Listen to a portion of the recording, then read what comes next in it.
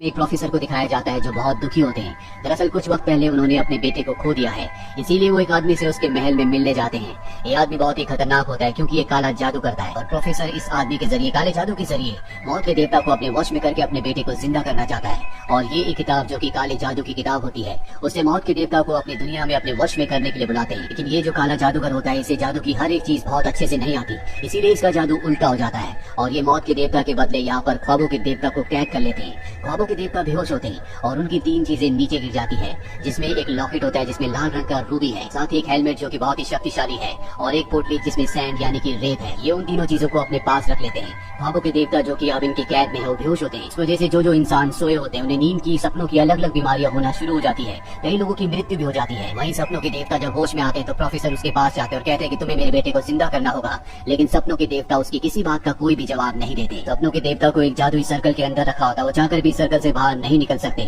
और इसे एक चीज से कवर भी कर दिया जाता है ताकि अगर वो यहाँ से निकलने की कोशिश भी करे तो इसके बाहर ना आ पाए। यहाँ पर जो गार्ड्स होते हैं उन्हें नींद न आने की दवा दी जाती है ताकि अगर कभी भी गलती से सर्कल मिटे और सपनों के देवता यहाँ से भागने की कोशिश करे तो उन्हें पकड़ लिया जाए। यहाँ पर सपनों के देवता का असिस्टेंट भी आ जाता है जो लोगों को बुरे सपने दिखाता है। वो भी प्रोफेसर और जादूगर के साथ मिल जाता है ताकि सपनों के देवता को कभी भी यहाँ से आजादी ना मिले। यहीं पर हमें एक बर्ड को भी दिखाया जाता है जो सपनों के देवता का बर्ड है और ये चाहता है कि किसी भी तरह से सपनों के देवता को आजाद कर दे। लेकिन उन्हें आजाद करना इतना आसान नहीं है क्योंकि मंत्रों के जिस घेरे के अंदर वो है उससे बाहर निकलना बहुत मुश्किल है। यहाँ पर जो जादूगर होता है उसका एक बेटा भी होता है और एक दिन जब वहाँ पर गार्ड नहीं होते तो वो सपनों के देवता के पास जाता है और कहता है कि अगर मेरे बस में होता तो मैं तुम्हें यहाँ से आजाद करवा देता, लेकिन मैं शायद ऐसा नहीं कर पाऊंगा। और ये बात उसके पिता जादूगर सुन लेते हैं जिससे उसे बहुत गुस्सा आता है और वो अपने बेटे को बहुत मारते हैं और कहते हैं कि अगर वो मौत का देवता वहाँ से आजाद हो गया तो वो हम सबको मार देगा। इन्हें नहीं पता होता कि ये सपनों का देवता है।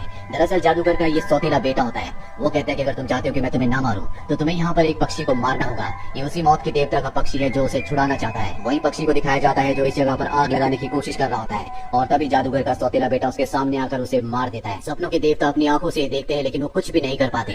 आज उन्हें यहाँ कैद में पूरे 10 साल हो चुके हैं। वहीं जादूगर की गर्लफ्रेंड को दिखाया जाता है जिसका नाम एथल है। वो जादूगर के बच्चे की माँ बनने वाली है लेकिन जादूगर इस बच्चे को अपनाना नहीं चाहता। वो कहता है कि तुम अपना एबॉर्शन करवा दो। इस बात से उसकी गर्लफ्रेंड को बहुत गुस्सा आता है और वो उसकी उन तीनों जादुई चीजों को जो सपनों के देवता की है, जिसमें गले का लॉकेट, एक हेलमेट और एक जादुई पोटली जिसमें रेत है, वो तीनों चीजें हैं, उन्हें चुराकर उस जगह से निकल जाती है। इस बात से जादूगर को बहुत गुस्सा आता है। दरअसल इन्हीं चीजों की वजह से आज वो बहुत अमीर और प्रसिद्ध आदमी बन गया होता है और अब वो सपनों के देवता के पास आता है। उनसे कहता है कि मुझे अमर होने का वरदान दीजिए। दरअसल आज तक सपनों के देवता ने एक भी शब्द नहीं बोला होता और आज भी वो उसकी बात का कोई जवाब नहीं देते। यहाँ पर जादूगर का सौतेला बेटा एलेक्स भी होता है। दोनों के बीच में आर्गुमेंट्स होना शुरू हो जाती है जिसमें जादूगर को धक्का लगता है और उसकी मृत्यु हो जाती है। इसके बाद एलेक्स सपनों के देवता के पास जाकर उनसे कहता है कि मैं आपको आजाद कर दूंगा लेकिन आपको मेरी जान को बख्शना होगा। सपनों के देवता उसकी बात का कोई भी जवाब नहीं देते क्योंकि उन्होंने फैसला कर लिया होता है कि इस कैद से आजाद होने के बाद वो उसे मार देंगे क्योंकि उसने उनके पक्षी को मारा था। वहीं दूसरी तरफ जादूगर की गर्लफ्रेंड को दिखाया जाता है जो एक बेटे को जन्म देती है। वो अपने बेटे के साथ अब बहुत खुश है, साथ ही उसके पास सपनों के देवता की तीनों जादुई चीजें भी है।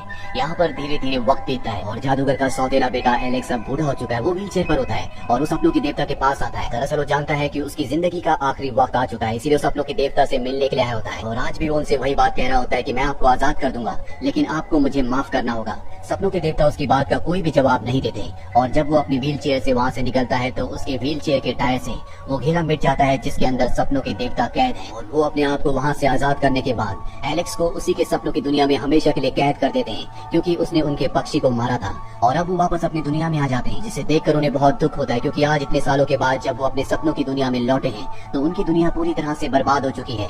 वही उनका वो असिस्टेंट जो लोगों को बुरे सपने दिखाता है, उसे पता चल जाता है कि सपनों के देवता आजाद हो चुके हैं, इसीलिए वो अपने आप को बचाने के लिए और पावरफुल बनाने के लिए उस लेडी के पास जाता है जो जादूगर की गर्लफ्रेंड थी, जो सपनों के देवता की तीनों चीजों को चुरा कर निकल गई थी और वो कहता है कि मुझे वो तीनों चीजें चाहिए। वो लेडी आज भी पूरी तरह से जवान होती है। वो कहती है कि 2 चीजें मैंने बेच दी और लॉकेट आज भी मेरे पास है जिस वजह से मेरी उम्र नहीं बढ़ती।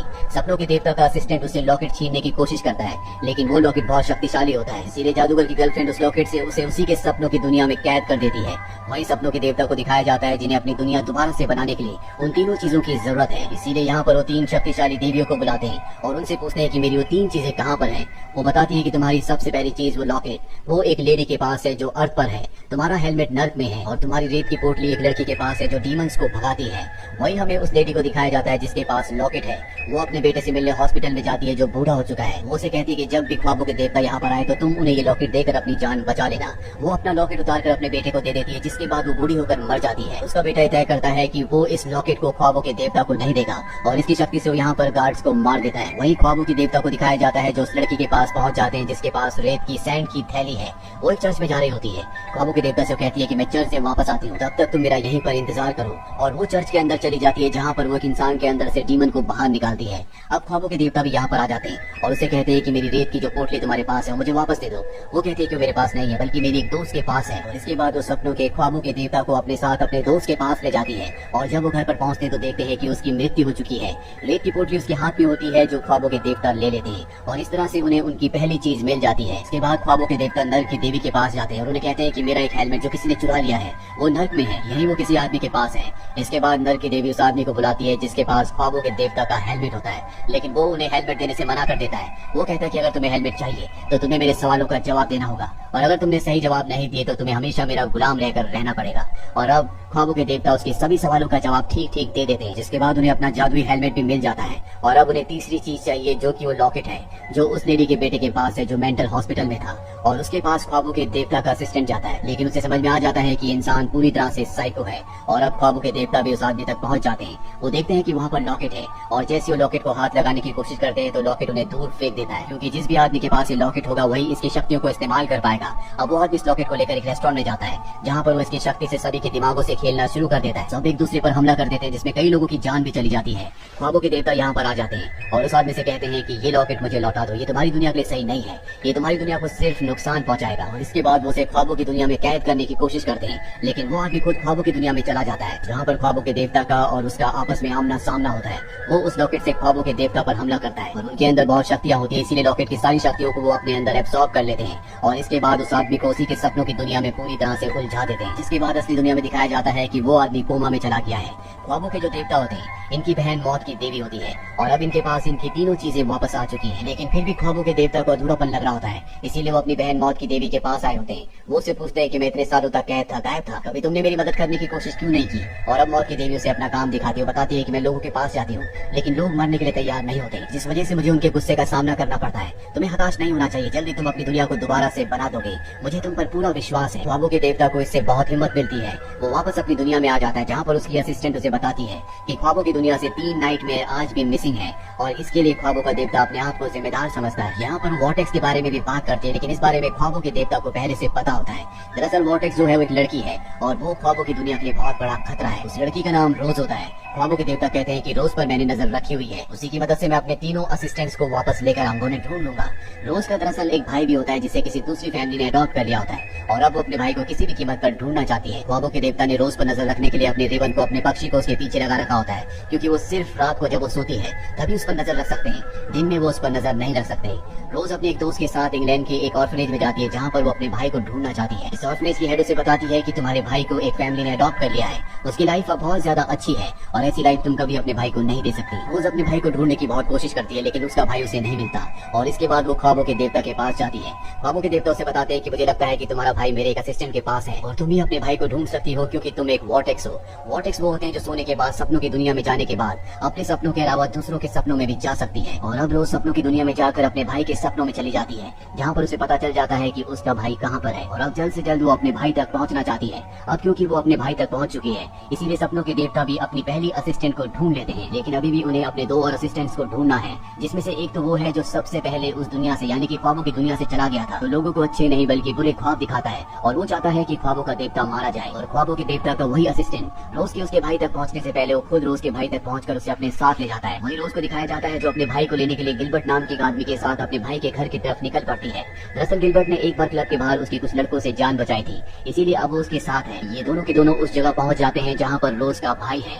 गिलबर्ट वहाँ पर देखता है कि ख्वाबों के देवता का वो असिस्टेंट जो कि एक पूरा असिस्टेंट है वो पहले से वहाँ पर होता है जो रोज के भाई को अपने साथ यहाँ पर ले आया होता है। गिलबर्ट इसे देखकर भाग जाता है और यहाँ पर हमें पता चलता है कि ख्वाबों के देवता का जो दूसरा असिस्टेंट है वो गिलबर्ट है और तीसरा वो जो रोज के भाई को अपने साथ ले गया है। ये बात ख्वाबों के देवता को पता चल जाती है और वो असली दुनिया में उस जगह पहुँच जाते हैं जहाँ पर रोज और उनका वो असिस्टेंट है जो कि एक बुरा असिस्टेंट है। वो रोज को अपनी तरफ मिला लेता है। दरअसल रोज के अंदर बहुत सारी शक्तियां हैं और उसकी मदद से वो एक अलग दुनिया बनाना चाहता है। और ख्वाबों के देवता को जब ये बात पता चलती है तो वो भी असली दुनिया में यहाँ पर पहुँच जाते हैं और अपने असिस्टेंट का खात्मा कर देते हैं। रोज यहाँ से निकल चुकी होती है, लेकिन ख्वाबों के देवता उसे भी खत्म करना चाहते हैं, क्योंकि उसकी वजह से असली दुनिया और सपनों की दुनिया के बीच में जो दीवार होती है वो बहुत नाजुक हो गई होती है। और अगर ये दीवार टूट गई तो असली दुनिया और सपनों की दुनिया, दोनों दुनियाएं खत्म हो जाएंगी। ये बात रोज को भी पता चल जाती है और अब सपनों की दुनिया में रोज से सपनों के यानी कि ख्वाबों के देवता मिलते हैं। रोज को पता है कि वो एक वॉर्टेक्स है और अगर उसे दोनों दुनियाओं को बचाना है तो उसे अपना बलिदान देना होगा। उसे ख्वाबों के देवता के हाथों मरना होगा और इसके लिए वो तैयार है। लेकिन इससे पहले कि ख्वाबों के देवता उसे मार दे, वहाँ पर वही ऑर्फनेज की हेड आ जाती है जिस ऑर्फनेज में रोज अपने भाई को ढूंढने के लिए गई थी। और ऑर्फनेज की हेड उसे बताती है कि वो उसकी ग्रैंड मदर है और असली वॉर्टेक्स वो है। लेकिन जब ख्वाबों के देवता को कैद कर लिया गया तो वो कोमा में चली गई। इसी वजह से वक्त बदल गया और उसकी जगह उसकी ग्रैंड डॉटर यानी कि रोज एक वॉर्टेक्स बन गई। दरअसल ये वो वक्त होता है जिस वक्त में उसे खुद वॉर्टेक्स होना था और अब वॉर्टेक्स की शक्तियां वो रोज से ले लेती है। और अपना सेक्रीफाइस करने से पहले वो ख्वाबों के देवता को बताती है कि जब वो सपनों की दुनिया में फंस गई थी, जब वो कोमा में चली गई थी, तो वहाँ पर उसे कोई गोल्डन आईज वाला इंसान मिला था जिसने उसे प्रेग्नेंट किया और इसके बाद वो अपना सेक्रीफाइस करके अपनी ग्रैंड डॉटर को